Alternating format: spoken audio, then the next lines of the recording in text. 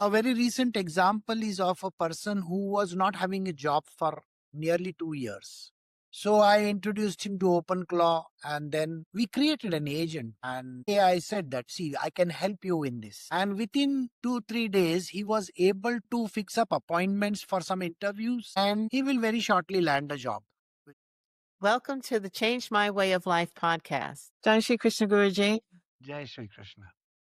Well, today we're going to talk about the transitions that people are going to be going through. AI is really changing the workplace and the workforce. Well, you hit the nail on the head. Automation and the agentic AI, which is come today, it's a life-changing kind of a situation. You will find that you are going to become redundant very soon. So AI, which was supposed to be a help, is also responsible for redundancy in our world, especially with the new agentic AI, which is doing your thinking as well.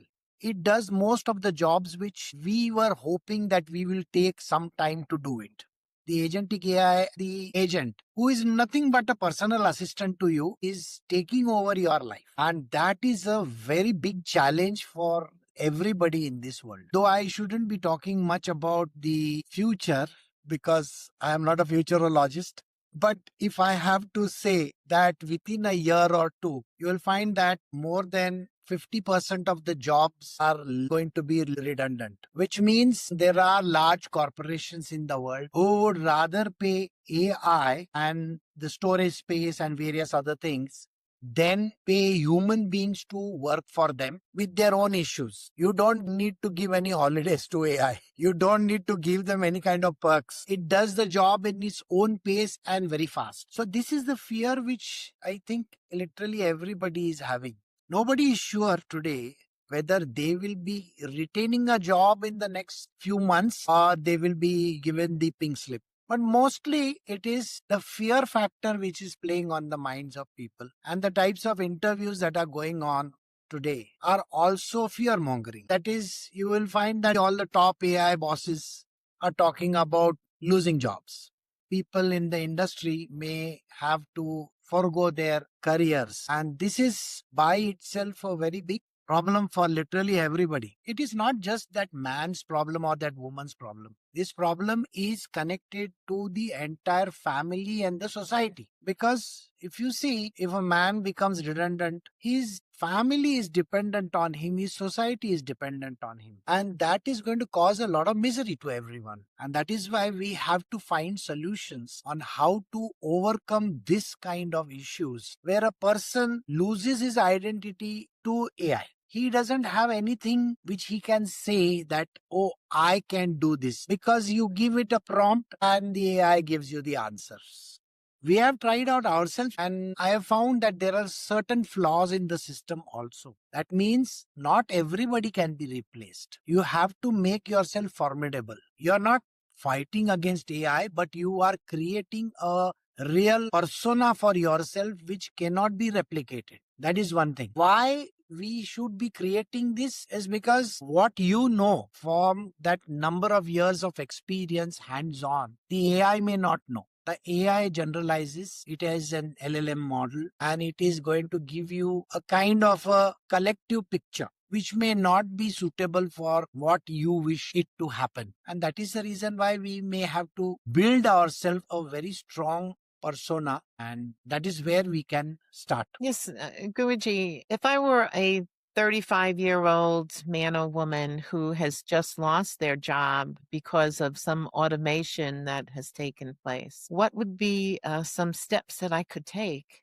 See, AI came into the picture quite some time back, but let us take ChatGPT for that matter. It was launched somewhere at the end of 2022. Today we are sitting in 2026. It's nearly 4 years. A lot of innovations have happened in AI. They are so visible to your eyes that you can see them happening right in front of your nose. I mean, I'm just not talking about Claude Code or OpenClaw or, for that matter, all these other agents that are there. I'm talking about AI in general. We have seen wars now, the news media. We have seen everything across the board taken over by AI.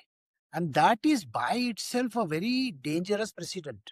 We need to gather our forces in such a manner that we are able to overcome this. So, what I would suggest is, if you have lost a job or if you have become redundant, the first thing is to gather knowledge. See, AI is not going to go anywhere. It is not like, bitcoins or those kind of things.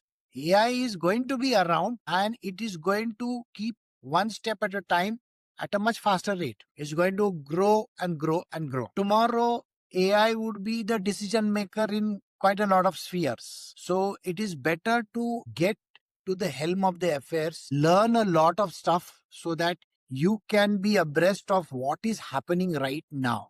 See, in my satsangs and in various other places wherever I talk, I have already given the heads up to many people. I've introduced them to Agentic AI and helped them transition from just being an employee of some company to thinking for themselves. A very recent example is of a person who was not having a job for nearly 2 years. Now he is in the EV space.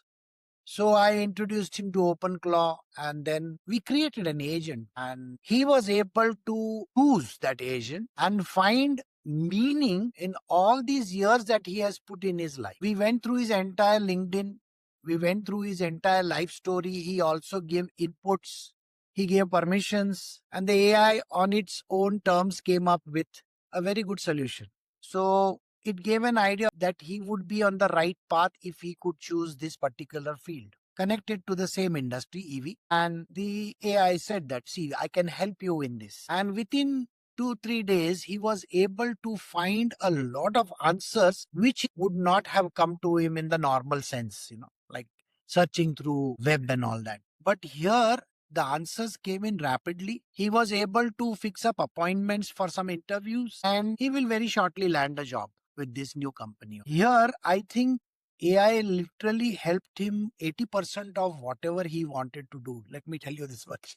Though I was cautioning him all the time that don't use the AI completely. You have to give your own inputs as well. Otherwise, it will sound very mechanical.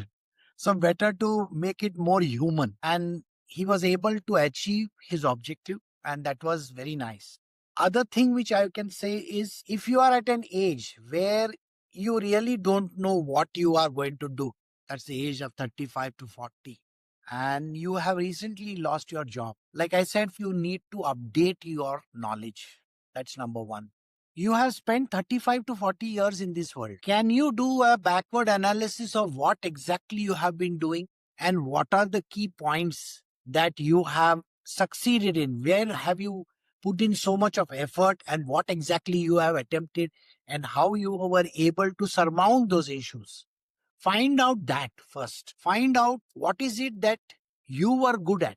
See, most of the people, they don't know what they are good at because they have been working for many years in an organization and they are doing a drudgery type of a job. So they have lost their will to even grow in the organization. But they started off really well. So is it possible to use AI and find out exactly how you can come to this level? Then the next thing which I would suggest is you take help from knowledgeable sources. That means if you know some mentors, if you have some kind of a relationship with someone who knows what AI and other things are doing at the moment, make use of their help and get yourself updated in that industry, whichever industry that you are looking for.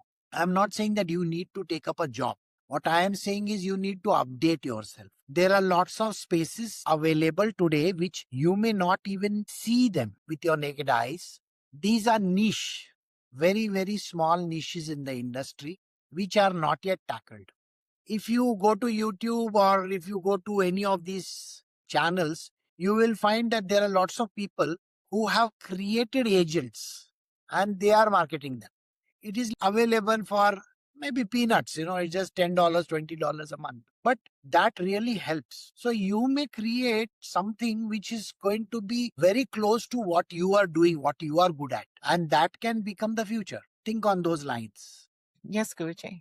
So, Guruji, we're speaking of white collar jobs, but what about people in the arts? Now, of course, creative people create because They're creative people, but in order to get paid, they have to market it. And now they're competing with AI that can just do such an exceptional job. What do you recommend for those people? AI is not only butchering the art market, but even any other kind of creative space. Let us look at music. Today, anybody can create music with AI. Today, anybody can create songs. They can write books. They can do so many things which you really wonder. The AI can write a book in one day. It is going to make a lot of people redundant. So if you look at it, it is just not the art market. Let me give you an example of what happened many years ago in my own space. I was working with one artist. He was a very good artist, painter, and he really did some nice work in the past. Suddenly, we came up with digital printing. And the moment the digital printing came into the picture, he nearly freaked out and he said, how can I compete with digital printing? I don't think I can compete with it. So I told him that it's not digital printing that people are interested in. Those who understand digital printing, they can put it up on their wall also. It does not matter. But that which is made by hand, that which you have put all your heart and soul in it, will definitely have its own value. So you need to market it in a different way. It is not a commodity market. Please understand this. Digital printing is a commodity market. Like that, Chat GPT, if it writes books left, right, and center, or for that matter, any LLM, I don't think that is worth it because there are no efforts in it. At the end of the day, you can get a burger made by a machine or one which is made by human beings. So which one would you prefer? Think like that. There were times when, since I was with the garment industry, we would buy handmade printed cloth, that is hand printed. And suddenly the market was filled with all kinds of mechanical printing, those kind of stuff. And I was wondering whether we can survive this particular wave. But you would be amazed to know that the rates that we could get for our garments was much more than what they can get for theirs. So the market was flooded with this type of products. And in our case, we were giving real handmade stuff. And that made a big difference. So I think this fear mongering which is going on, or the anxiety which everybody is having that they might lose everything. No, you have to be good in your own art, whatever you are doing. And we have not yet explored markets. This is something which you need to understand. See, think like this. I say in the past, people would come to a big city to sell their wares. Remember, in olden times, they would have a buggy, come to the city and sell their wares if they are making something in the villages. Think on those lines. So the city dweller was willing to buy this stuff. Today, there are farmers markets. You can sell a handmade and a hand grown or something which is pure organic or that kind of stuff in this market. And you can see the farmer over there. But the same cannot be said in a mass marketed item. Maybe in a very large format stores. You cannot guarantee that kind of stuff. So I think that makes a big difference. And technically in our own mind, we are always thinking, I want something made by hand.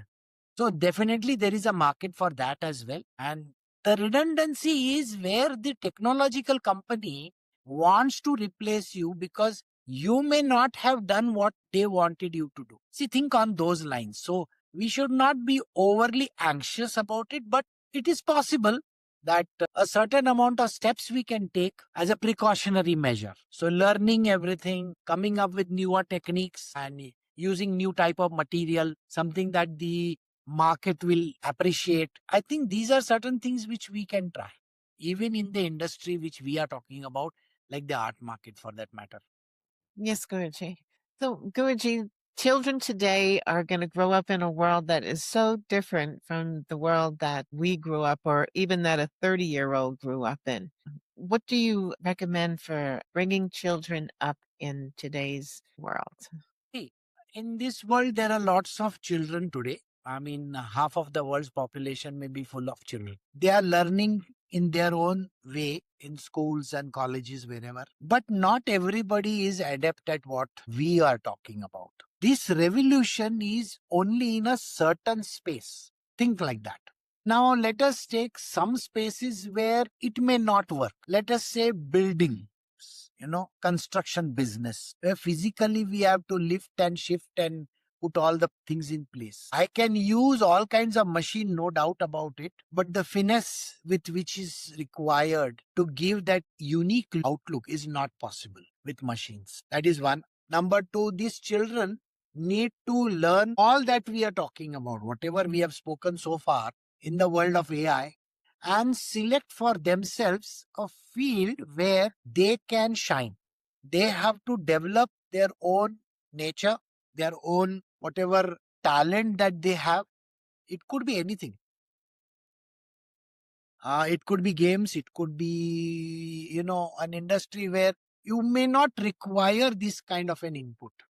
Say, for example, in an industry where culinary skills are required. I think that's a great industry to be in. Food, beverage industry, that's a very good place to be in. And one thing which we can provide over here that may not be possible for the LLMs, that is identifying the individual issues and giving them solutions. See, what happens is if somebody is having an anxiety attack or something, naturally you require human beings to elevate that person's problems. You cannot have a machine do it for you. So that is a field where you may require. And these children that we are talking about, they need to firm up on something that they can actually look into for many years to come. I mean, they can't be having an idea that today I will become this, tomorrow I will become that. No, don't do that. What they can do is they can firm up on something that they are so passionate about that they can attempt, and then they have to take that subject up. It's like, let us say, mathematics. You have to develop mathematics right from beginning of time. you know the moment you are in school, you have to develop mathematics. If you want to be as a physicist, yes, that also you need to develop. So think on those lines. If you want to be an artist, an actor, or whatever, I think you can develop it right early in life. Earlier, during my times, the guidance was given to us when we were already 16 to 18 years old.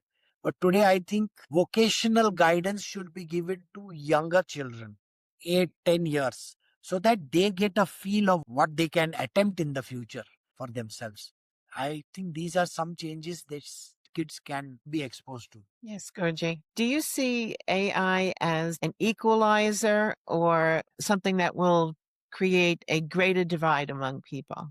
It is going to create a divide amongst people because let us look at a farmer or let us look at a daily wage worker. Now, how is he concerned with AI? See, 80% of the world's population is in that particular field where you have to service something, you have to work somewhere, you may be producing something, you may be manufacturing something, you could be in a field where manually, physically, you are required to be. If I look at all these fields, then the scope of these people is there. Not that it is not there. But for the rest of the people, the educated type, let me give you this answer. The educated type are going to have these problems.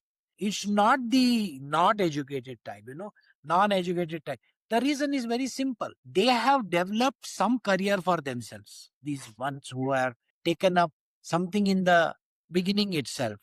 Think on those lines that there are people who do plumbing jobs or who do, carpentry or this kind of stuff. Okay. Welding and those kind. Now, they have already become expert in their field. You don't require very high degrees and all that kind. You may just get a local, here in India, we have something like ITI or something where you can go and get one small certificate and you can start your practice.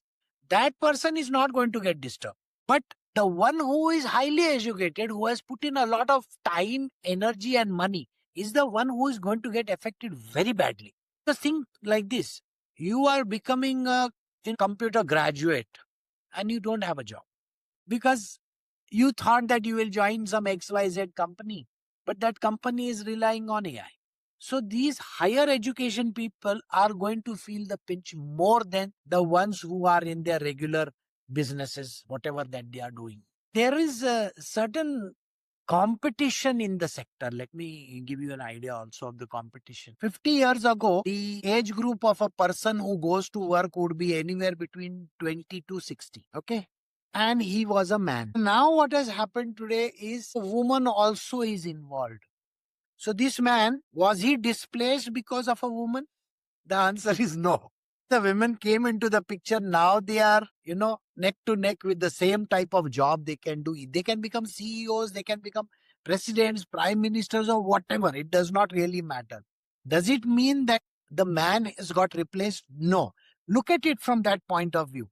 You will understand that this is a very important space. The man was the breadwinner in the past. Today, both the man and the women are breadwinners. This is one thing. So now think 10 years, 20 years, 30 years from now. AI is not going to be a breadwinner.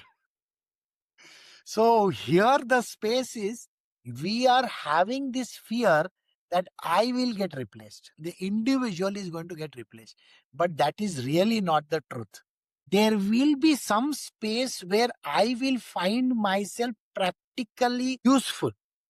Like I gave an example just now, women did not replace the man. They created a space for themselves. So the man has got a certain job to do, a woman has got a certain job to do. In the same manner, you will find that even if AI comes, agentic AI, or God knows whatever other AI that we have that comes in, it's not going to replace anybody. Okay? Because even if you lose a job, you still have other spaces to look at. That is what I mean. So every year when the government keeps on giving, us the figures of how many jobs they created, you see, every year they will give. The market reacts to it, everything reacts to it. I think that will continue. There will be jobs, there will be new segments also. See, a new segment which we have not yet thought of. If I look at what Elon Musk and all these people are doing, they are opening up the space. They are talking about space colonies. Naturally, there are lots of people required over there also. So I think even if it lessens over here, it's going to expand in another direction. And we will have a holistic kind of a change. But the fear is always going to be around. We can't help that. Well, Guruji, thank you so very much. Thank you. If you have enjoyed this presentation and would like to be informed of new presentations, remember to like, share, and subscribe or follow. Thank you.